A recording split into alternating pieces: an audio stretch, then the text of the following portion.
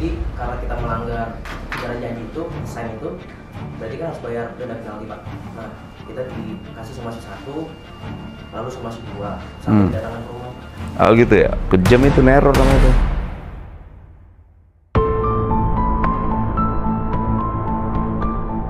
Ya, hari ini kita ke Wom Finance bersama kawan-kawan yang berharap hak-haknya untuk dikembalikan. Apalagi katanya ya, mereka dipinta 75 juta untuk menebus dokumentasi mereka. Kalau ini dilakukan, ini pelanggaran berat gitu. Jadi kita negara wajib hadir untuk menyelesaikan hak mereka yang menjadi kewajiban negara untuk melindungi. Kalau orang kerja itu nyari uang, bukan malah ngebuang uang. 75 juta saya yakin itu sangat besar ya untuk sekelas pekerja-pekerja ini. Kita bisa pidana mereka kalau benar-benar praktek itu dilakukan.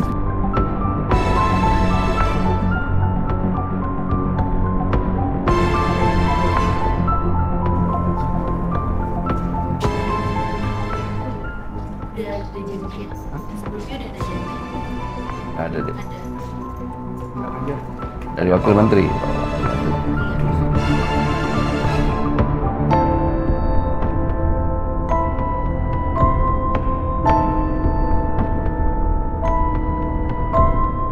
Tega banget manajemennya. Ya minta HRD.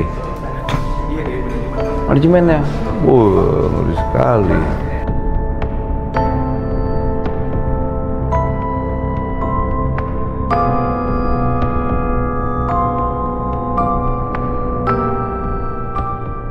Udah berapa tahun itu praktek itu dilakukan perusahaan ini? Dari angkatan pertama, kami 39, 75 juta?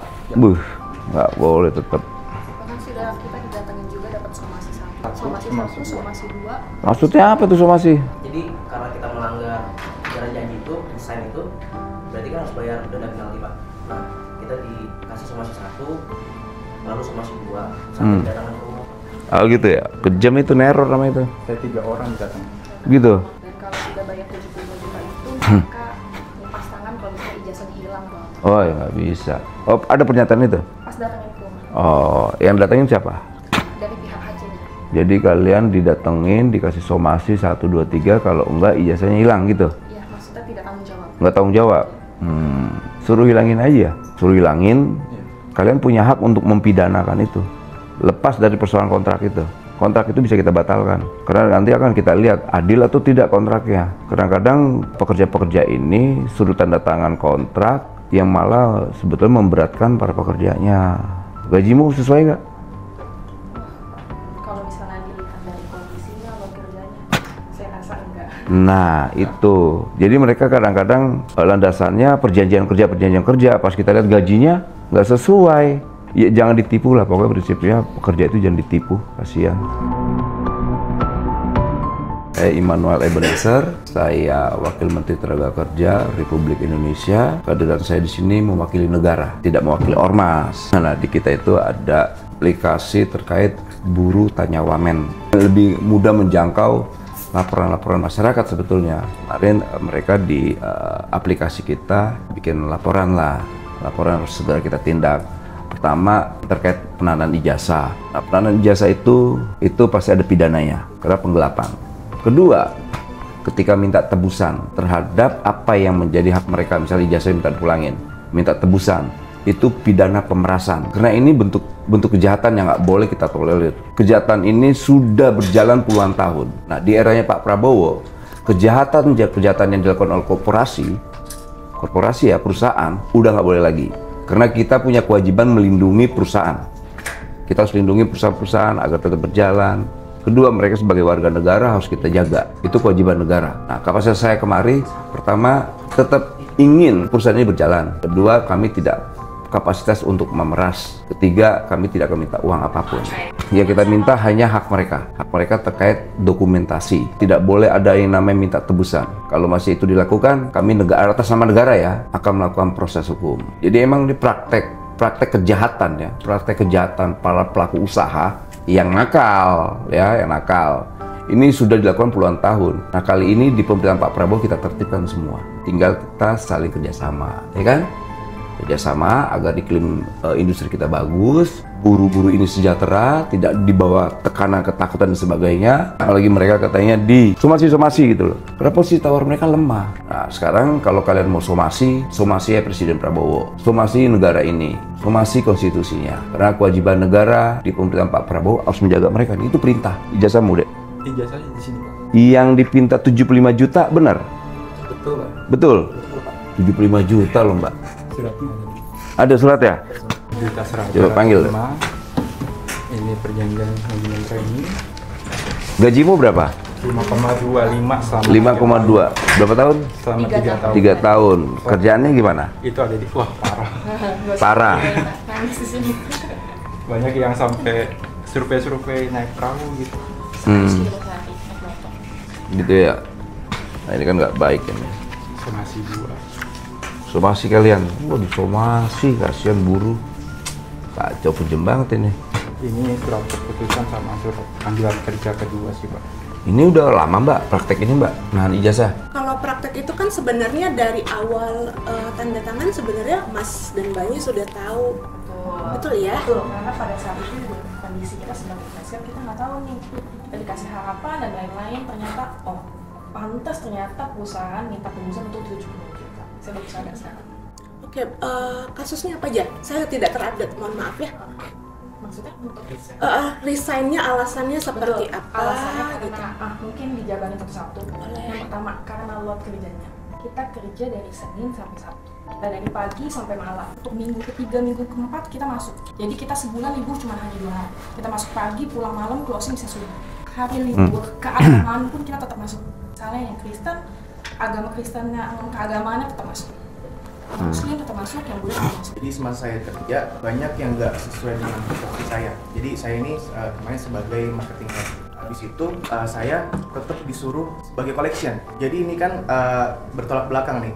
Jadi saya tetap harus ngejar target di marketing, tapi saya juga harus bergerak sebagai collection untuk menagih konsumen yang ini enggak gitu. Ini pada saat itu juga pressure-nya tinggi gitu. Pressure-nya tinggi banget. Jadi di marketingnya masih kurang target, di collection-nya juga hancur gitu. Iya, itu benar-benar pelosok sekali Pak. Dan kebetulan pas saya masuk, 1 minggu setelahnya kita kurang SDM. Saya sebagai head motor dan MAO saya marketing agent itu sudah resign. Dan di mana saya harus diwajibkan untuk membackup Pak. Di mana saya harus bolak-balik konsumen seperti itu. Kurang lebih kalau bolak-balik 100 km. Jarak kayak dari sini ke Purwakarta.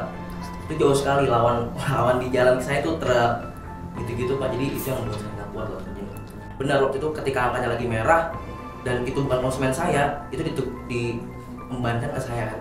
Untuk kita harus nagih. Berarti marketing yang juga double job jadi collection. Ya, sebenarnya nggak ada tertulis ya, tapi nggak tahu kenapa job desk-nya jadi seperti itu. Sebenarnya saya nggak pernah kabur dari masalah ini ya. Ketika saya resign, kan saya dikejar-kejar Mbak buat untuk ditagih 75 juta. Saya ditanya kenapa resign, saya ceritakan semua apa yang terjadi di sana, pola kerjanya seperti apa. Masalah juga waktu itu menganggap ya, oh itu hal yang biasa Mas terjadi sama teman-teman yang lain. Sampai pada akhirnya Mas Hal ke rumah saya sama 2 teman lainnya, jadi total bertiga ngasih surat sama si 2. Itu saya nggak tahu paham maksudnya apa. Berarti somasi pertama Ada dikirim lewat online. Oke. Entah kurir dan lain sebagainya. Somasi kedua saya didatangin ke rumah secara langsung diberi surat. Tapi pada saat hari itu juga sore atau besokannya datang lagi somasi kedua. Nah itu yang saya nggak tahu kenapa harus didatangin ke rumah, itu sangat mengganggu kenyamanan sebenarnya Pak. Karena jatuhnya menurut saya diintimidasi. Dan kami kan memang sudah tahu terkait dengan aturan ini dan sudah running di Maret atau April di tahun ini. Memang itu udah jadi concern kami untuk mengembalikan ijazah dari teman-teman. Saya sudah konfirmasikan juga ke HC bahwa ini akan dilakukan setiap Selasa dan Kamis. Tapi kami harus melihat juga apakah ada tindakan fraudster atau enggak yang pernah dilakukan teman-teman. Karena memang pengembalian ijazah itu juga harus sesuai dengan ada nggak kebutuhan perusahaan terhadap itu. Nah, untuk teman-teman yang memang tidak memilih tindakan fraudster sebelumnya di perusahaan, pasti kami sudah akan jadwalkan di Selasa dan Kamis. Memang di tahun ini MT pun sudah tidak ada penahanan ijazah. Bahkan sebelum aturan itu keluar, memang tahun ini kami sudah tidak melakukan penahanan ijazah lagi. HC Care itu menghubungi kami ex-karyawan mall per tanggal 12 Juni kalau bahwasannya ijazah bisa rilis. Oke. Tapi ketika ditanya lebih lanjut, pelaksanaan seperti apa dan apakah ada denda penalti, karena jawabannya seperti ini. Tanggung jawab ganti rugi atas tidak ada janji, sebagaimana perjanjian antara kamu dan perusahaan tetap menjadi komitmen kamu untuk bertanggung jawab. Secara tidak langsung itu berarti masih meminta biaya penalti dong. Kedatangan Bapak di sini bagaimana perusahaan memahami apa yang menjadi poin penting dalam SNI. Apa itu?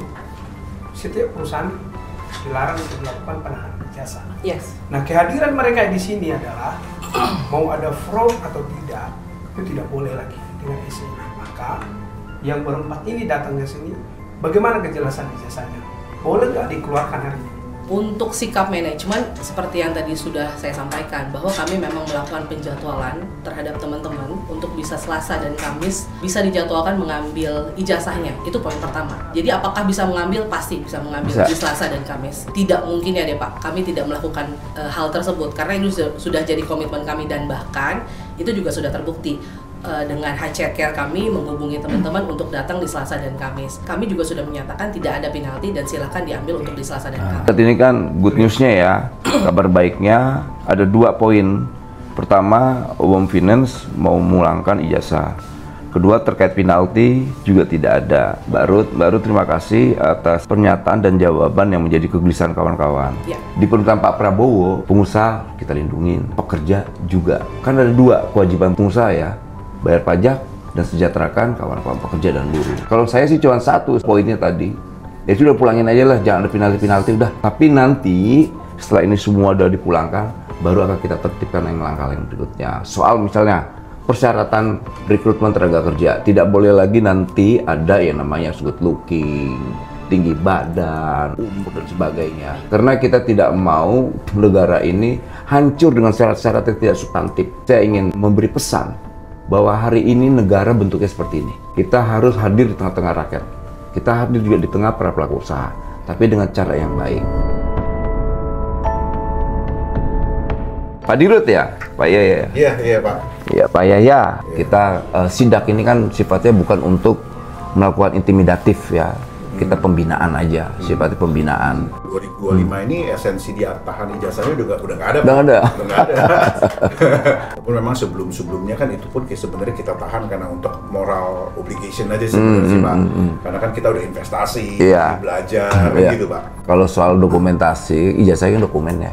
Terkecuali sertifikat memang boleh, tapi itu ada limitnya.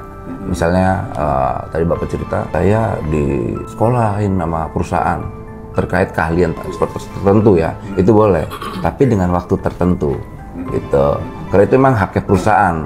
Banyak pertimbangan-pertimbangan, misalnya kayak gini, lu udah kita sekolahin di situ, lu malah ke perusahaan yang lain, kan nggak bagus, ya kan gitu. Kalau itu masih kita toleransi, ada rasionalitasnya ya. Tapi kalau yang kayak mereka sekolahin dari SD sampai SMA sampai S1, bukan perusahaan yang nyekolahin ditahan, aduh saya nggak ngebayangin tuh. Tadi sudah disampaikan Mbak Ruth bahwa ijazah sudah pasti dipulangkan. Kedua, terkait penalti tidak ada. Itu menurut saya good news buat saya dan kawan-kawan ya. Artinya ada semacam kepastian. Sebenarnya buat adik-adik ini kan sebenarnya kenapa mungkin 75 juta, memang angkanya quote-unquote nggak masuk akal gitu kan Pak. Tapi sebenarnya memang itu hanya untuk memastikan bahwa mereka itu setelah lulus training di kita, program training di kita, meng-honor, coba dong kerja di kita, dari apa yang kita ajarin, yuk kerja di kita dong selama 3 tahun.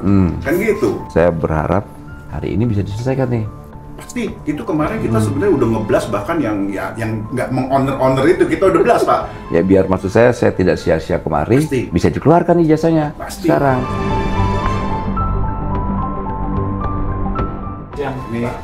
Siap, Mas. Dengan Anang. Oh, Anang. Oh. Iya. Nanti saya yang nama-nama nanti saya cek Pak Wamen ya. Iya. Kita akan prioritaskan. Oke. Yang ini sekarang yang diprioritaskan ini loh. Iya. Yang adik-adik ini hari ini. Iya. Di sini.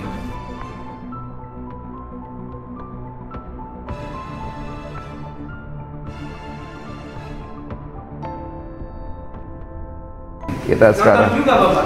Apa? Nonton live juga. Wah. Tas dan Bapaknya.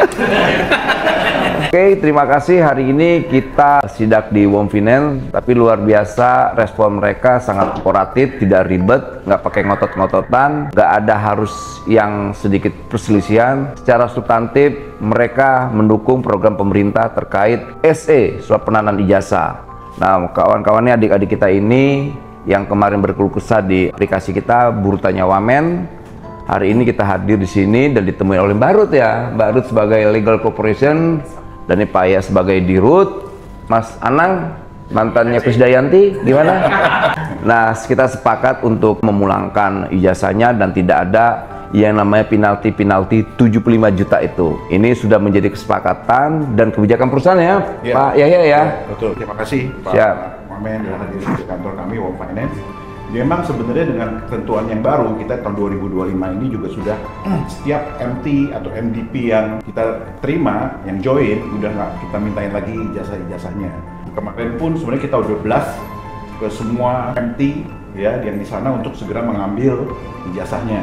Penaltinya penaltinya juga tentunya udah dibebaskan ya. Tuh, nggak ada lagi penalti. Nanti untuk yang di daerah-daerah tentunya kami akan kirim ijazah-ijazah itu ke regional-regional seperti di Medan, ya, di Surabaya, di Palembang, Sulawesi, di Balikpapan, ya.